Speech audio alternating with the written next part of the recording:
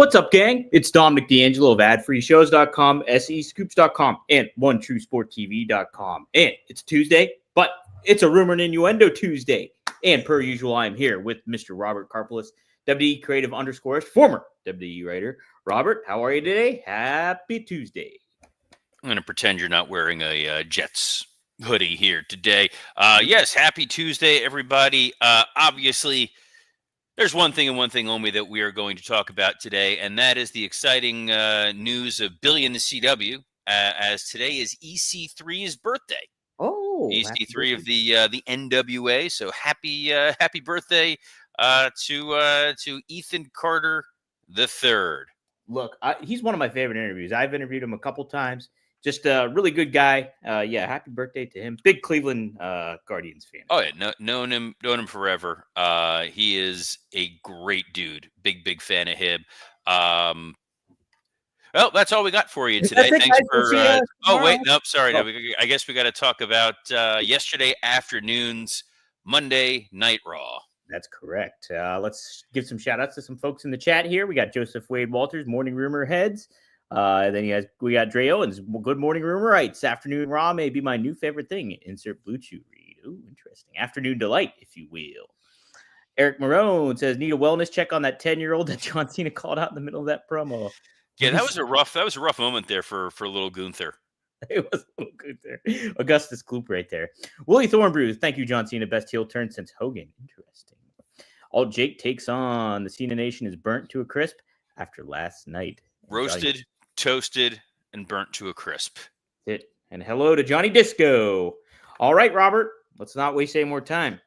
We got John Cena. Oh, go ahead. So here's the thing. Mm-hmm. No, we're not wasting time. I watched Raw live. Just as predicted, they were going to open with the Cena thing. I watched the entire one-on-one interview, and I'm like, you know what? I'm gonna process this. I'm gonna enjoy this on my own. After it was over, I texted the group and was surprised to receive a different response from you and Mike than I got from every wrestler that I spoke to, active talent in both WWE and AEW and in TNA, wrestling producers, wrestling commentators, sports commentators, comedians. I've got feedback from, I want to say, roughly 30 to 35 people who were all on the exact same page as me. And this was one of the best delivered, most transcendent, most memorable moments in the history of professional wrestling. And you and Mike did not like this. I muted it because it was like, there was like 30. I'm like, I don't know. I'm genuinely questioning what you thought of that segment. Sure. Now, I won't say I didn't like it, or that'd be too harsh, I would say. But I said if I had hair, it didn't blow it back.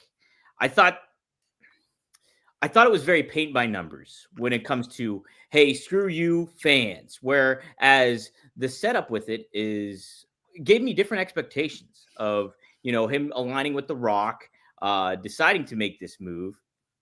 And yeah, a brand new John Cena.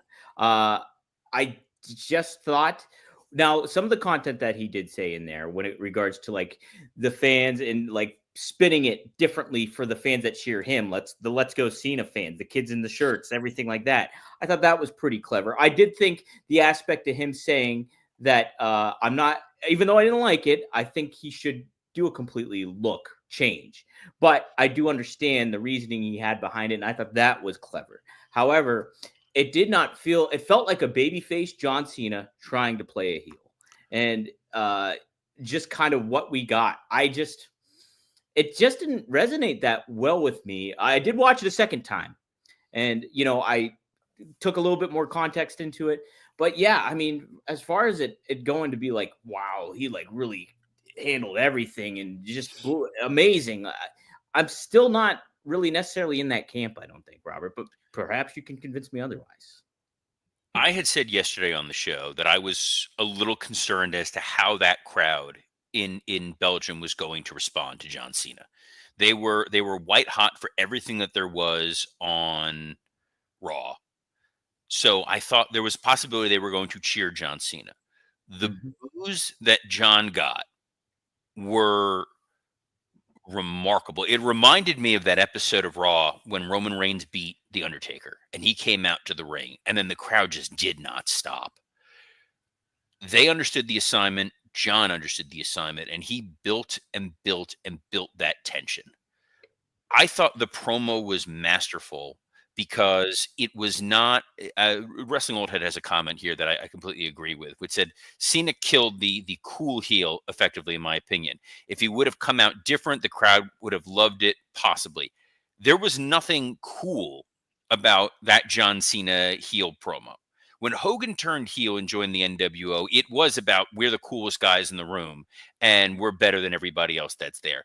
This was as close to a worked shoot without being a real worked shoot as you were going to get from John Cena.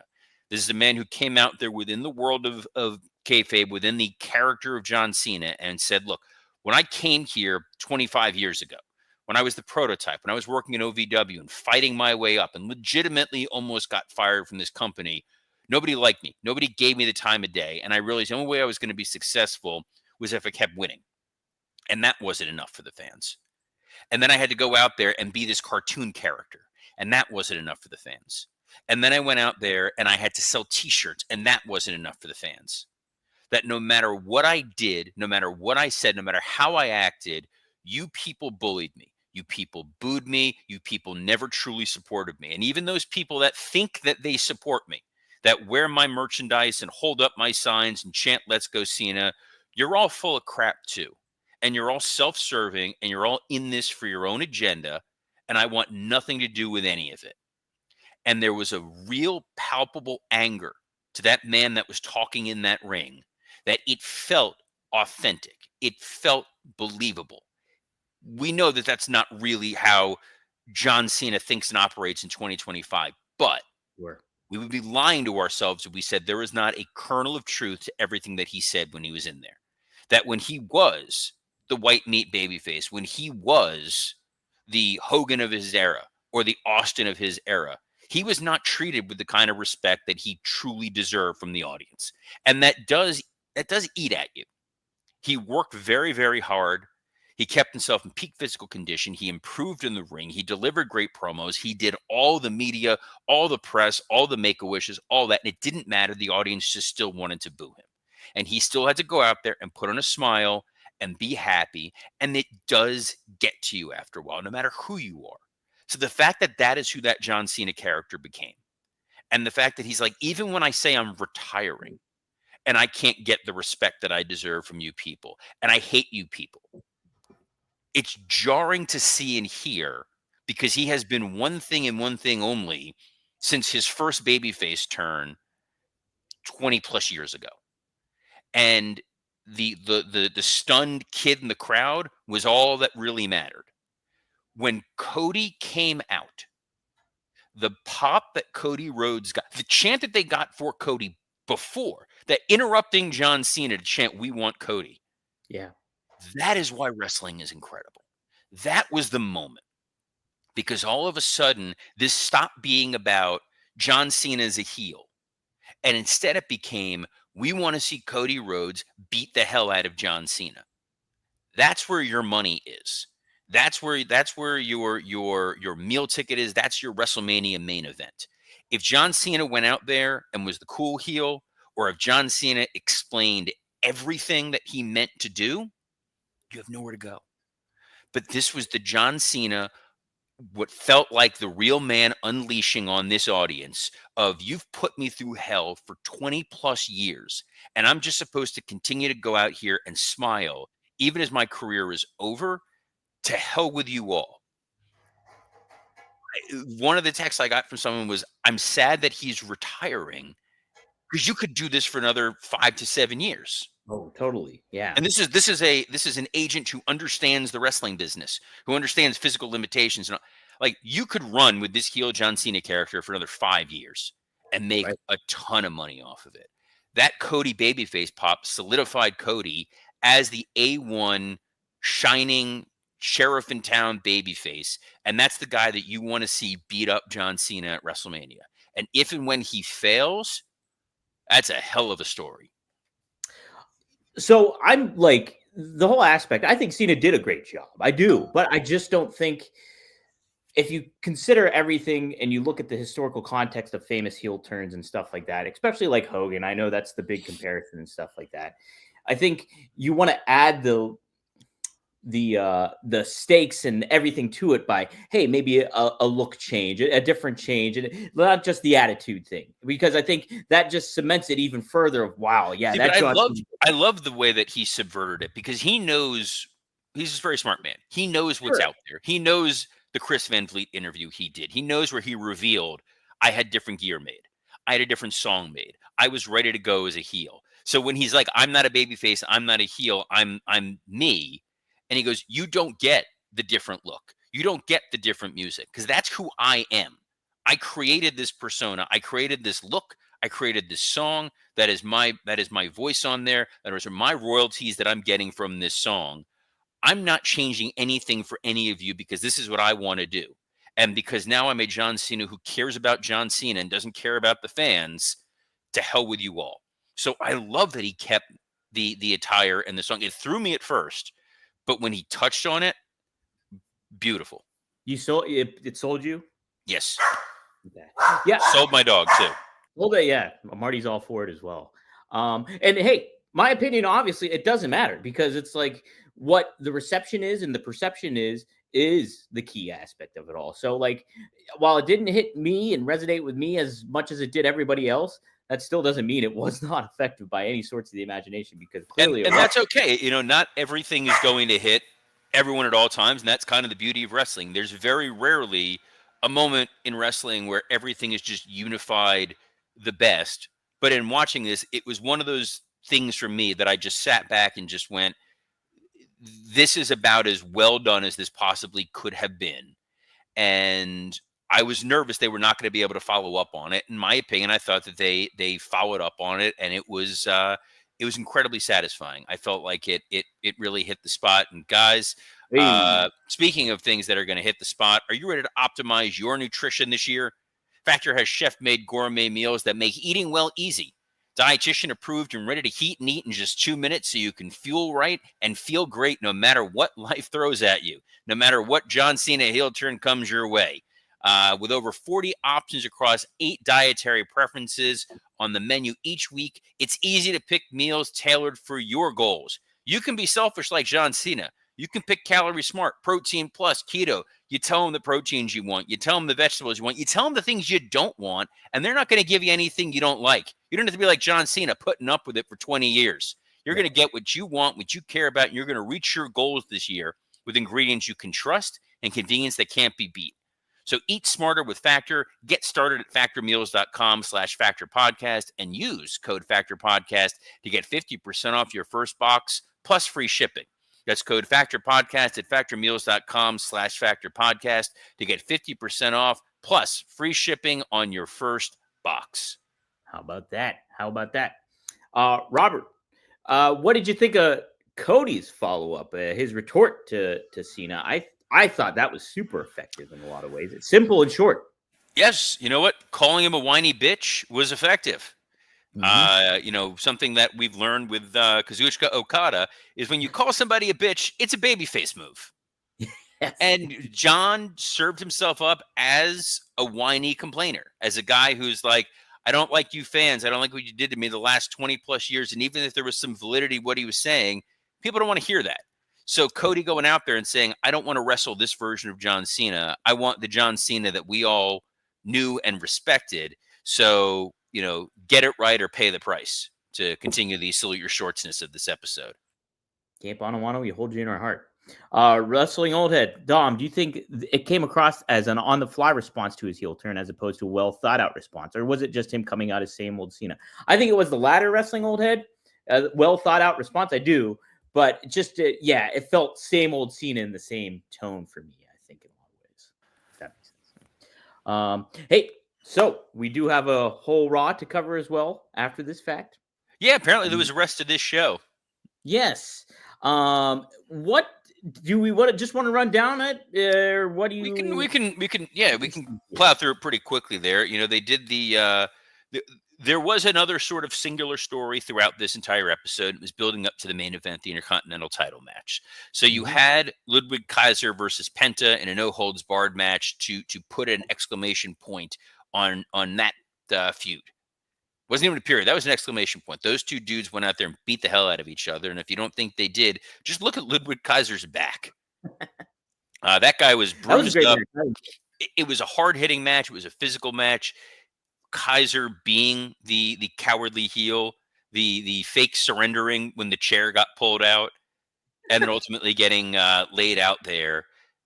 Penta's promo after he still can't help himself. He still has to go into business for himself a little bit. In the you had a line, you just needed to hit your line and get out of there. Especially when that first segment went almost 30 minutes.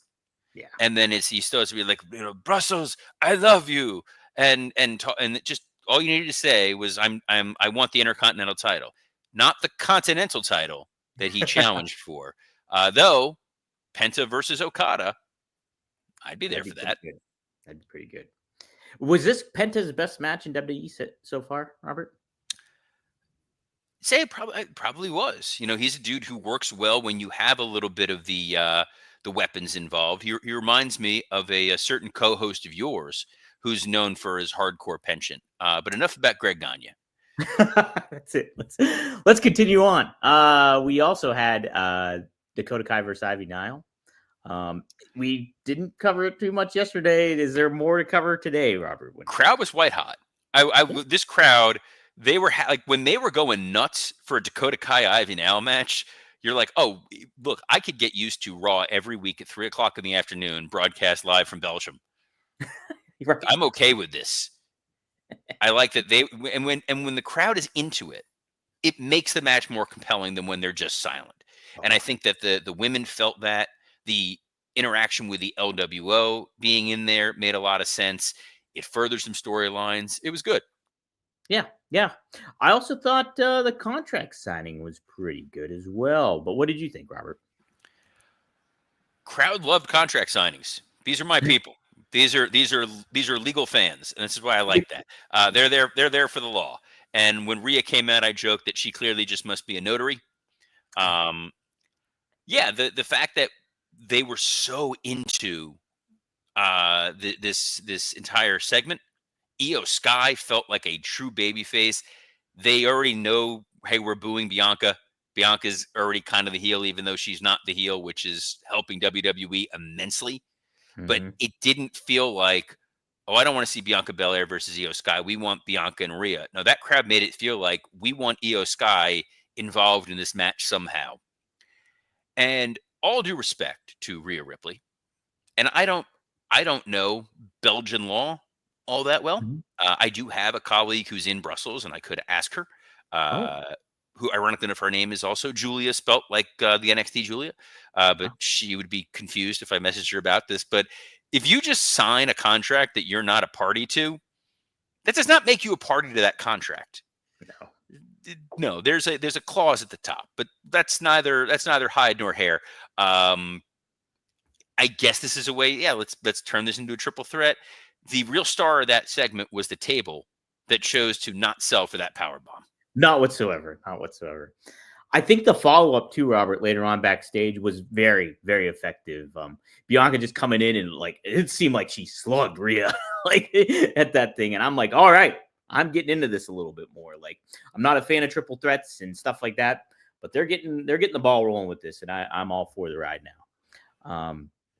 Jey Uso squashed Austin Theory in a singles match. I think very effective in a very effective manner. What do you think, Robert? This felt like a byproduct of the opening segment going as long as it did. Mm-hmm. That's probably where this was a cushion match for them that they could really adjust as needed. So the idea of Jay just catches a quick one because he is the number one contender and establishing that he's not always going to win in dominant fashion, but he is a guy who's going to find a way to win. And in any opportunity, he can get that win. It sucked for Austin Theory a little bit. It did get a little bit of backlash online with some people who were not happy with what they saw. But if the idea is Jay can't overcome Gunther unless he catches a quick one, and then catches a quick one in Austin Theory, it just kind of reaffirmed anything can happen in the WWF.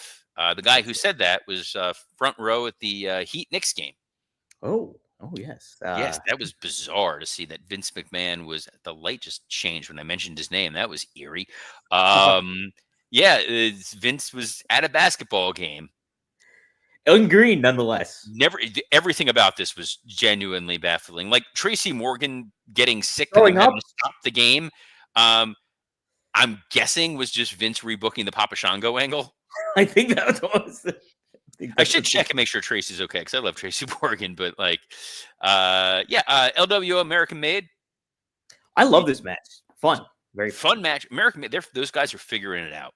Oh hell yeah, they are. And I'm choosing to assume that the crowd was booing them because they're heels and not because they were wearing the American flag. Yeah, absolutely. And Gable, Gable makes everything work. Doesn't he? It is insane. So you give that dude Shorty G, he's going to try his best to make this thing work. You give him Otis, he's going to make that thing work as a killer heel duo. He took Otis, the dude who was just doing jiggly worms, and made him into a monster. Absolutely. Monster. And now he's going to make this work. It's really good stuff. Hey, hats off to Corey Graves, too. I think he's just very underrated as a commentator. And, you know, people are aware of him, but just going down to NXT and everything like that, I thought he did a really nice job filling in with Pat McAfee and balancing things out, I think, in a lot of ways. So Graves is wonderful. And if it wasn't for that one tweet where he now is trying, I was trying to just drum up business. I don't know about that one. But he's a great commentator. He knows how to do his job well. He plays off Cole beautifully. He understands the storylines. He understands how to highlight and accentuate those things. Loved it. Loved getting to see him there. Loved that McAfee kept tweeting during Raw from his set that he was clearly watching Raw. And one of the things he watched was one of the more bizarre Seth Rollins promos of all time. I can agree with that. This was hey, I like the fact that he was a little dressed down for Seth Rollins, but couldn't fit that other suit into his bag. Right? What the heck? His oven mitt get up. But yeah, Robert, this was like, I don't know. What did you feel about this one? So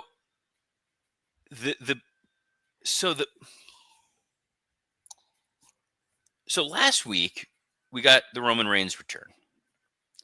And it was clear Punk wasn't going to be there and Roman wasn't going to be there. So Seth comes out there to say, Roman's not here and Punk's not here, but I'm here to tell you that they're going to be on SmackDown.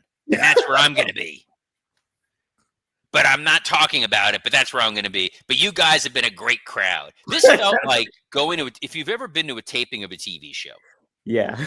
During like breaks, they will send an actor out there to kind of just pump up the crowd because they know it's long and they're getting tired. Even when I went and saw Saturday Night Live, like they did that. They just in between commercial breaks, it's like Kenan Thompson comes out. It's like, hey, you guys are doing great. We love your energy. We love what you're doing. Keep it up. That's what they let Seth do on live television. Basically, right? He added nothing to this. Someone who added a lot to this show was Karrion Kross and his luscious hair. Yes, he's very much pulling the strings of people. Dominic Mysterio, AJ Styles, he's all over the grid here, and he's a manipulator, that guy. But I love that he's bad at it, which makes it more fun. Like, he's the worst master manipulator. It's a goofy character. I've been joking he's literally turning into What About Bob? And I'm kind of here for, like, there's no way Logan Paul is flying over there. So, yeah, let him just do this. Shout out to Carlito for dropping one of my favorite lines. I've tweeted it thousands of times over the years, but him calling out Dominic Mysterio and be like, bro, do you even watch the show? Is so good. Big, yeah. We know the only character who watches WWE programming is Kevin Owens. That is his entire gimmick, is guy who watches WWE programming. I'm begging you to watch the show. begging you to. We used to do this all the time to talent when they would ask us stuff, and we're like, just watch the. Like, you're here. Watch the show. It's on the monitors. We'll tell you what's going on. Pay a modicum of attention. Braun Breaker and Finn Balor. Mm-hmm. Fun main event. Finn was out there to show everyone that Braun Breaker can be a main event talent when given the opportunity. It was a great Intercontinental title match. The miscommunication finish with Finn landing on his Fergal Devitt and then getting laid out and then tweeting out after the snake emoji for Dom as we guys, Judgment Day is fine. It's They're fine. fine, but it could be a little more fine. Yes, We'll see where that ends up, and we'll see what else happens on the road to WrestleMania. I know tonight is don't do that. That's weird. I know tonight is NXT, and NXT's been cooking of late, so maybe there'll be some news and notes there. But Dom, there are some other shows that you may be discussing some news and notes. Oh, absolutely. There's some news and notes being taken by the Dirt Sheets with the latest one of a kind with RVD, as the Sandman was our special guest. And holy smokes, one of our best episodes to date. Love Sandman. Great story. Such a nice, unassuming guy for as important as he is to the wrestling world. And he's literally just a dude. Oh my God. Even before Rob got on, we were talking about Philly in the areas, and he was like, dude, you got to go to Manayunk. Like, me and him talked about Manayunk outside of Philadelphia. And it's just like such a great guy. Lots of fun stories. Check it out. It's up on RVD. Did you smoke cigarettes during the interview? No, he wasn't. It's not. Rob was smoking, though. Rob was smoking, obviously. Yeah, but what was Rob smoking? Oh, you know. Hey, also today, 4 p.m. Eastern Standard Time, you can check out me, Greg Gagne, Magnum TA. We will be talking about that John Cena heel promo and get their reactions from it as well. So tune in, 4horsemanetwork.com. Check it out right now. And one more thing, SEScoops.com. You can go there and look at my Glengarry Glen Ross review that I gave. Full review and how I tied into pro wrestling. So take a look at that when you get the chance. Robert, I'm ready for a working stiff with you and Scott, though.